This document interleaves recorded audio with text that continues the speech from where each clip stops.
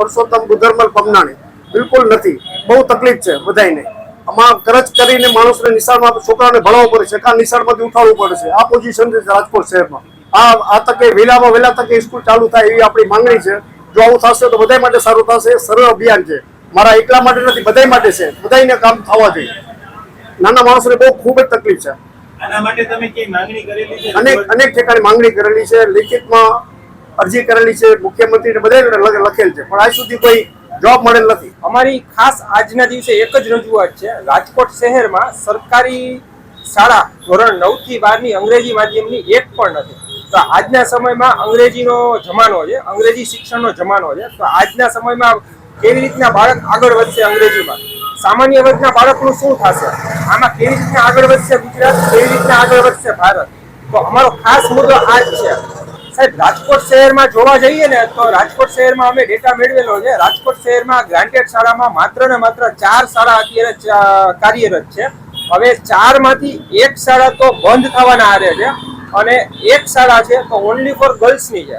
પાછળ વહીથી 2 શાળાની વાત કરીએ તો 2 શાળા જે છે તો એ 2 શાળામાં એડમિશન મેળવવું બાળક માટે ખૂબ જ મુશ્કેલ છે. એમાં સંખ્યા જેટલી હોય છે કે એમાં એડમિશનનો વારો બીજા બાળકોનો આવતો જ નથી.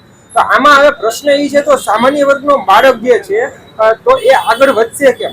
એક સામાન્ય પરિવારનો માણસ જે કાપડની દુકાનમાં કે XYZ દુકાનમાં કે મજૂરી કરીને ગુજરાન ચલાવતો હોય તો એવા બાળકનું ભવિષ્ય શું છે? આજે સામાન્ય રીતે જુઓ તમે ખાનગી શાળામાં તો ધોરણ 9 થી 12 અંગ્રેજી માધ્યમમાં તમારે બાળકને ભણાવવો હોય તો પર યરની ફીસ 80,000 થી 90,000 રૂપિયા પર યરની ફીસ હોય છે. તો આ સામાન્ય વર્ગનો બાળક જે છે, માણસ જે છે, એનો બાળકને ભણાવશે કેમ? તો એ ખાસ એક ચિંતાનો અને અગત્યનો વિષય છે. તો એ જ ચિંતાનો વિષય અમને સતાવે છે. તો આવા બાળકનું ભવિષ્ય શું છે? તો આવા બાળકોમાં પણ CA, ડોક્ટર, એન્જિનિયર વગેરે જેવી ઊંચી પોસ્ટ ધરાવવાની ક્ષમતા અને આગળ અભ્યાસ કરવાની ક્ષમતા હોય છે. તો આવા બાળકનું ભવિષ્ય શું છે?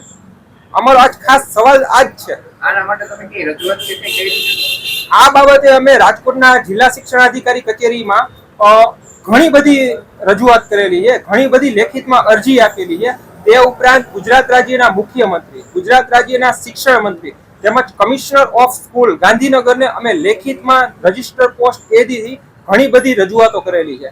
આ ઉપરાંત CMO ના પોર્ટલ ઉપર પણ અમે વ્યક્તિગત ઘણી બધી રજૂઆતો કરેલી છે.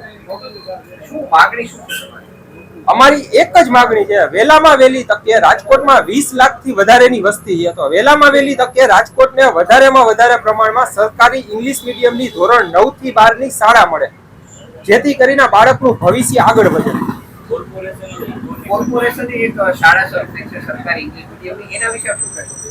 કોર્પોરેશને શાળા નંબર 100 ભગવતીપરામાં શરૂ કરેલ છે, પણ એમાં એડમિશનની પ્રક્રિયા હજી આજની તારીખ સુધી થયેલ નથી. કોર્પોરેશને આ શાળા શરૂ કરેલી છે ભગવતીપરા વિસ્તારમાં. તો એમાં એનું સ્ટ્રક્ચર કમ્પ્લીટ થઈ ગયું છે, પણ હજી એમાં એડમિશનની પ્રક્રિયા શરૂ જ નથી કરી. અને આ શાળા જે છે એ ભગવતીપરામાં શાળા છે. તો રાજકોટનો આખો ક્રાઇટેરિયા વિસ્તાર ખૂબ જ મોટો છે.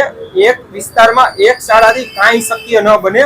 દરેક વિસ્તારમાંથી બાળક ત્યાં ભણવા જઈ શકે એવું શક્ય નથી, પોસિબલ નથી. તો રાજકોટના દરેક વિસ્તારમાં પોસિબલ હોય એટલી, શક્ય એટલી વધુમાં વધુ પ્રમાણમાં અને ઈઝી થાય રાજકોટની મધ્યમાં આવી શાળા મળે તો વધારે સારું. અમારી આ નમ્ર અરજ છે આપણે.